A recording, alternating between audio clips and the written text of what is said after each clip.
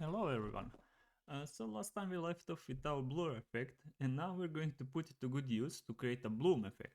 And you might be wondering, what is a bloom effect? Well, the bloom effect is kind of shader effect where you're trying to exaggerate these light regions, and it is a combination of blur with brightness, right? We try to extract the bright parts of the image, and then over them we apply blur, and that's how we get this effect where light is kind of going a bit to the left and to the right of this man's arm. But anyway, how it works is it's described really good in this article, which is Learn OpenGL Advanced Light Bloom. So I'm going to link it in the description of the video as well. So before I implemented I took this as a reminder. So it kind of extracts these bright regions, and you can see how it works here as well. So you get the scene texture, and then we have another texture, and we're going to learn how to actually use this other texture to get the bright regions of the screen, and then we blur that, and then we combine it and we get this final effect. So first things first, we're probably going to need how to actually render to two different textures, and it's actually not that hard. So first of all, we're going to need to change our vertex shader of our sprite to output two colors. So let's do just that. And for that, uh, if you remember, we had this layout definitions, but we can say layout location equals 0. So for this call, and then we can do the same, location equals 1. And here we're going to say brightness. And we're just going to have some constant float brightness threshold. I used the 0.4. So how do we extract the bright part of the image? So we're modifying here fragment shader, right, of our sprites. So we usually draw on sprites, and we want to actually take the bright parts of those sprites. So we can just say here brightness. So if you remember this is something that we used also in grayscale. So this will give us our luminance or brightness of our image. If we do dot product, and then we can just say if brightness is greater than this brightness threshold, we extract that part of image, and we're going to say brightness, this one here, right, location 1 is equal to, we can just say frag color. Otherwise it's just going to be black. So we're going to say here and here, I'll use frag color, that alpha, that seems to be more correct. Okay, we have that. And now let's just get rid of this blur for now. We're not going to need this. And here, let's just quickly comment it out. And here as well in our main. So we're not doing any blurring, and then we can also go to our index file. So we're not going to have this as well. It's just distracting me right now, so that's why I removed it. So how do we get those color attachments, right? So we're now rendering to two color attachments, but if you check here, there is nothing here. We're rendering just to our frame buffer. So let's get started with that. And for that, we're going to go to where we created our frame buffer. So our frame buffer util. So we can say public GL texture. Let's use 1, and that one is optional. So what are we going to do? Well, we're going to have similar function to our create frame buffer, but we're going to say here create frame buffer with two color attachments, right? And the rest of the arguments are the same, but sorry. So we have our GL with height, we create the frame buffer, we bind the frame buffer, we create texture, then we bind the texture, and then we do the similar. So but here when I copy it, so this is going to be, let's say, just texture 1. here this can remain the same because it's empty texture. Actually, I'll do this. Private static create empty texture, so just that you can focus on what's important. And here, this code, I'll just move it here. And it needs all of these parameters. And then we're just going to say return texture. So what we're doing here is we are creating this empty texture. And here I'm just going to say const texture. Let's create empty texture. Then we bind that texture to color attachment 0, and here we paste the texture. And similarly here, we're going to create the empty texture, but be careful now. So we're going to use this texture 1 as a parameter here. And here, when we are actually binding the color attachment 1. So just be mindful of that. The rest can remain the same, and then we return this GL texture 1. So here, texture 1. Alright, so just to recap, we create our frame buffer, we bind it, we can create our textures here, or I can also move this one here, it doesn't matter. And then we attach those textures to frame buffer. So be mindful of this. So color attachment 0, first texture, color attachment 1, second texture. So that's how we do it. And you're going to see what it does in a second. So, but first of all, we're going to need to somehow bind them, and I'm going to do that in our bloom effect. So we're going to create a new file, bloom effect. And so we're going to do most of stuff here. So I'm just going to copy, what can I copy? We had it in post processor, what was it? Grayscale, I think. Here. We're going to copy grayscale into our bloom effect.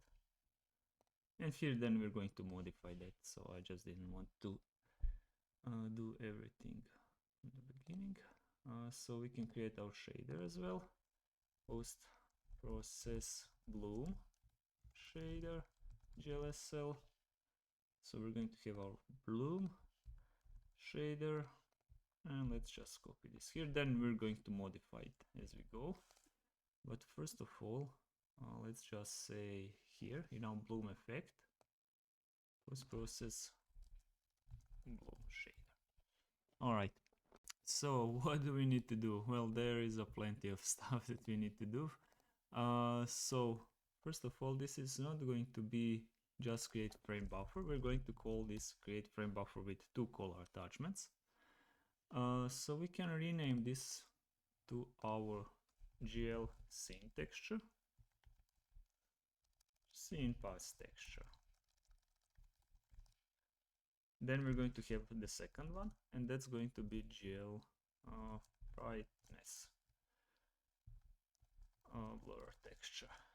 We're going to blur it later, so it can be just brightness if you want to. And we're going to assign that to our GL result. We had GL texture 1. Alright, we're going to need that. With that said, so how do we use those? I mean, we need to say to GL, okay, now use color attachment 0 and color attachment 1. So we can do that here, draw buffers. So we're going to have this GL color attachment 0, color attachment 1. So whenever we bind, we're going to draw through frame buffer, and we're going to draw to those color attachments. And then here, everything can remain the same, I think. And then we just need to extract that effect, public, create bloom effect.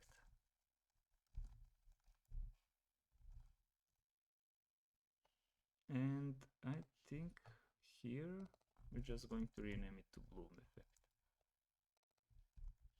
We're going to do the part where we blur a bit later. For now, let's just create this bloom effect. We create it and then we can go. So here it's complaining about something.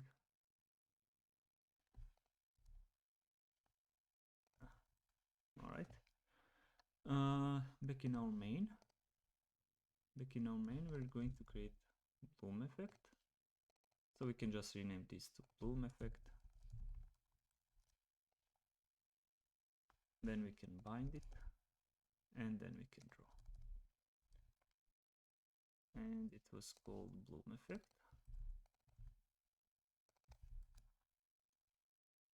So, all right. We get an error because I haven't saved something somewhere. So let's see. Refresh. Okay, it's still using grayscale shade. That's obviously wrong.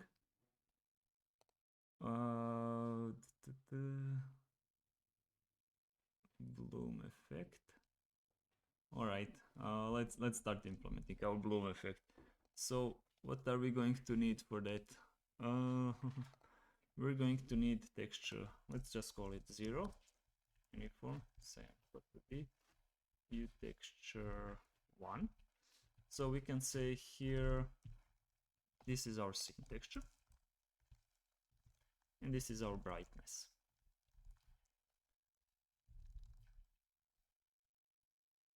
Then here we're actually just going to sample those, so let's just say t0, and then we're going to do the same for t1, and we can actually keep them as vector 4. Let's get rid of this, and here we can just say our fragment color is t0 plus t1. All right, you can already see that it kind of works, and now I have to explain it how it works. So basically, if we take a look into our canvas, so what did I do? So if you remember, I created this frame buffer, but it had two color attachments, right? Color attachment 0 and then color attachment 1. And here, if you see, and you do see, is that we're drawing to our color attachment 1, and then we're going to color attachment 0 and then to 1. So why is this black in 1 and why is this actually drawn? Well, because in our fragment shader, right, what did we do? We checked for our bright parts of the image, so this is how we do it. We take our original color, we multiply by some values that will give us brightness or luminance, how bright that part is. And if brightness is larger than some threshold, we return the original color. So this color here is this one, right? Here it's bright, and otherwise we just return black basically. All right, that's how it works. So if I was to change this brightness to some bigger threshold, then there would be brighter images, right? So it wouldn't look like this. It would look maybe like, maybe we can try it out if it allows me. Oh my god, what's happening? Okay, this was weird. Let's try again. So here,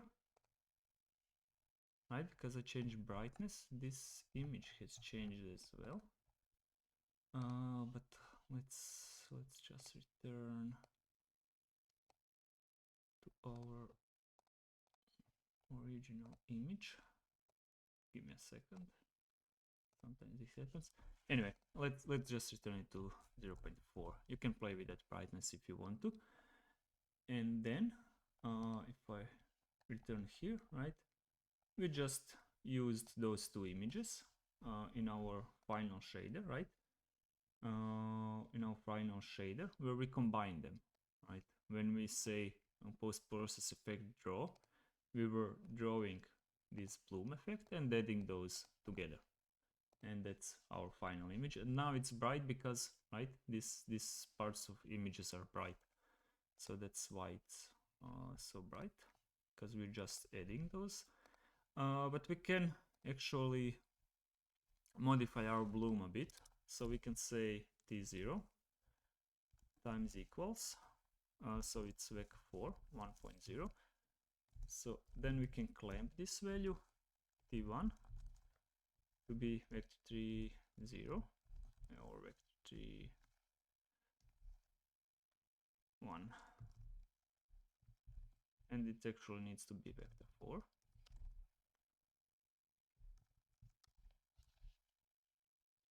So that kind of dampens our brightness a bit so that it's not so bright. And how it works is we just clamp the value between 0 and 1, right, t1. So it can either not go below 0 or not go above 1, and then we just use this 1 minus to dampen it a bit, and that's it.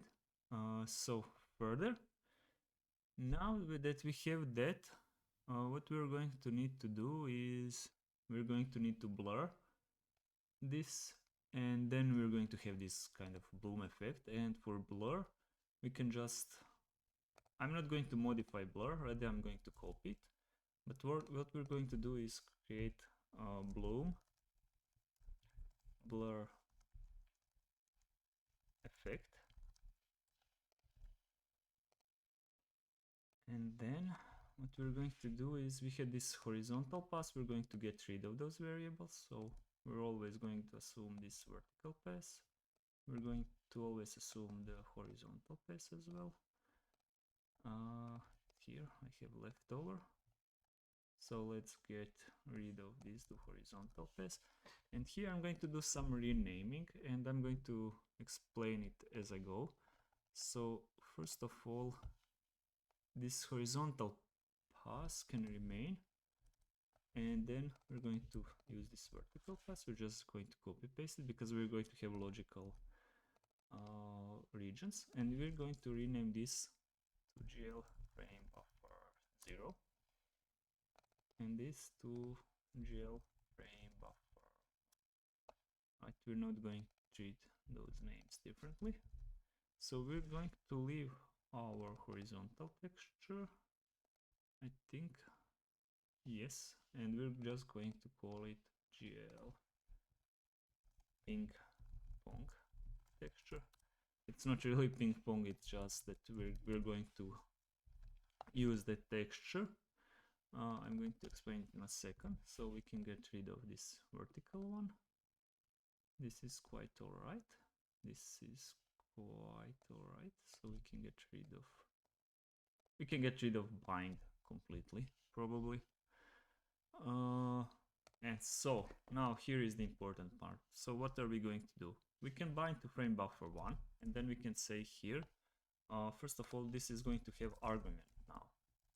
And we're going to call it texture to apply effect 2. So it's a WebGL texture. And then we can, what can we do here? So we can just bind our frame buffer. And what are we going to bind to call our attachment 1? Well, it's actually going to be this ping pong texture. So I'm going to explain it in a second as well. So here arguments are this GL frame buffer, this GL color attachment 0. Then what does it? Texture target, I believe it's texture 2D, ping pong texture, level 0. And we're going to use our texture to apply effect 2 as a source texture. So what are we doing here? Well, first of all, we have our horizontal or vertical pass. So I called it GL frame buffer 1 because it's not really important, right? What is important is to do this pass. So we're going to say, okay, render to this frame buffer, render to our ping pong texture. So our ping pong texture, we can think of it as of now as an empty texture, right? It's empty. And what are we doing? Well, we're going to use screen texture as our source, right? And this is our destination, ping pong texture. So we apply first the horizontal blur, and then we go to our vertical pass. So here we do this vice versa. So instead of binding to null, we actually bind to our frame buffer, and this is can be this GL frame buffer 0. So the other one. So we need to do this, but now we're binding still to call attachment 0, but we change our textures, right? So this now becomes our destination, and it's not this, it's just texture to apply effect to, and source is this ping pong texture. And I think that's it, right? So once more, so first of all, we're drawing to our empty texture, we use this as a source, but now we have to apply effect in other way. So we're binding to our texture, so we're drawing to our texture that was source, and then we're using this ping pong texture. So you'll see how it works. Maybe I can explain it even. So let's try to explain it here somewhere. So we had our screen texture, right? And then we feed it in our vertical or horizontal path was first. And then we have our ping pong texture. So I'm just going to use P texture for ping pong texture as a destination, right? And this was source. And then for vertical path, we just do this vice versa, right? So this is our ping pong texture. It goes into here. And what is our destination texture? Well, we're writing to our source texture, right? So that in the end, this source texture that came in as a parameter here, right? This is our source texture. So in the end, it has both vertical path and horizontal path applied to it. So it's blurred. So whatever gets here gets both of the paths, both vertical and horizontal path. So let's go further. So now how to use it? We actually go to our bloom effect, and here we have this combination. So here we can just say private blur effect. No, sorry.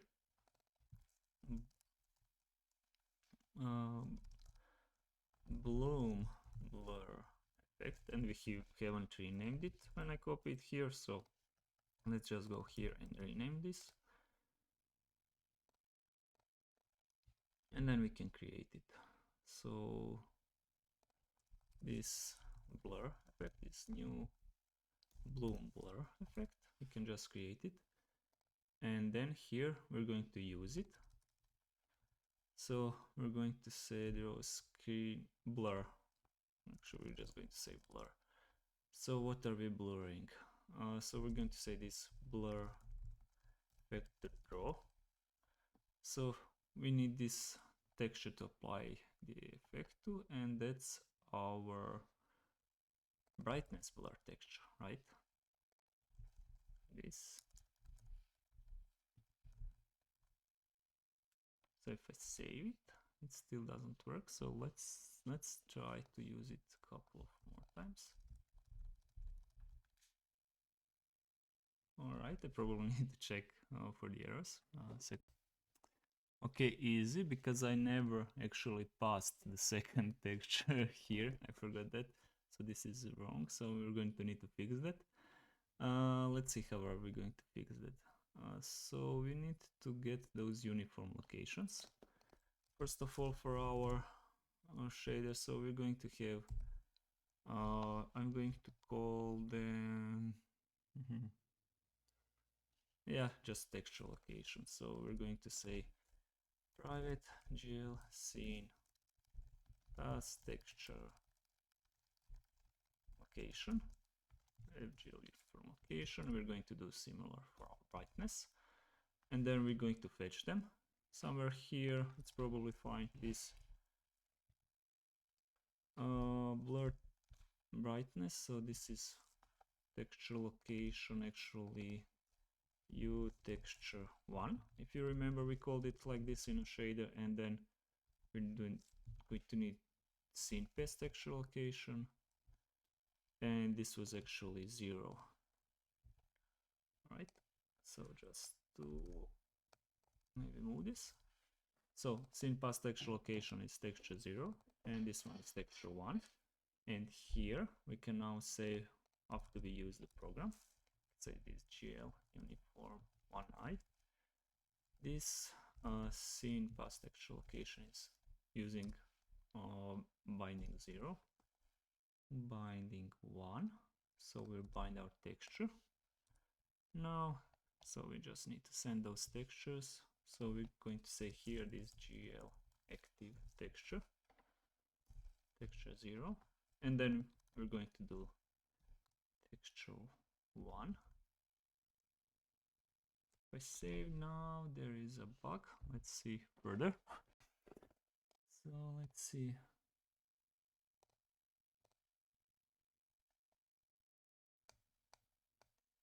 Okay, I feedback loop form between frame buffer and active texture. So one of the texture is used for frame buffer. Let's see, what did I do wrong? So let's just restart this texture location, active texture. Okay, that was it. So I just needed to clean that up. And as you can see, the bloom effect is already working. There are these bright parts of the image, but now you can actually, with this blur effect, I copied it a couple of times, right? Why is that? Well, because of this, right? If you do one pass, it's kind of blurred, but not that much. So if you do another, a couple of them, it's blurred, well, more. So we can do even more. And now it's kind of bloomed even more. So you can control this, but we can also play with our shader a bit. So alright, in our shader, and I'm looking at fragment shader, actually for this value I found a better value that I actually used instead of this suggestion. So I think this might be a bit better for our bloom effect. Alright, that's good. So our brightness threshold, we can play with this brightness threshold, right? You can see how it works. So if you place it to 1.0, it's going to be very dark. If you place it to 0.4, which is a nice value, so you can see well, the player is really bright, as well as these parts of the image. And then the second thing is, like I mentioned, in our bloom. So just to make more passes here. And just to recap once more, so if we go to our, so if we try to debug it here, so what are we doing, right? We're getting those bright parts of the image, right? But here it's already drawing them. So here you can see them, right?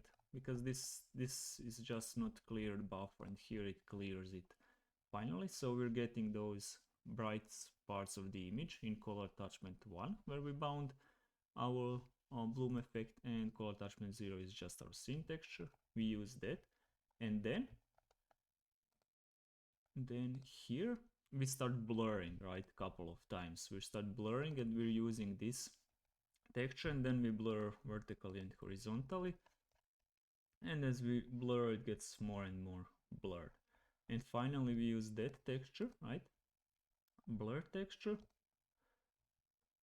on our final pass, right? Where we're saying here use screen texture, right? And then we're using this bright texture with blur, and we combine them. So that's how it works. So you can see here active texture, somewhere over here we're passing actually textures. So we're passing our scene texture, our blur texture with these bright regions, and then we just combine them. So yeah, that's how it works. Hopefully you were able to follow the video. It kind of gets more complicated as there is more code, and this is not exactly the easiest of the effects.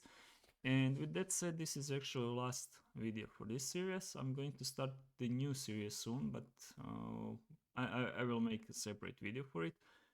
But with this and all of this, you should be really able to now take off and code your entire 2D engine. You can do really kind of different, all kind of different effects. And hopefully you enjoy this series. And until next time, and hopefully you'll follow the new one.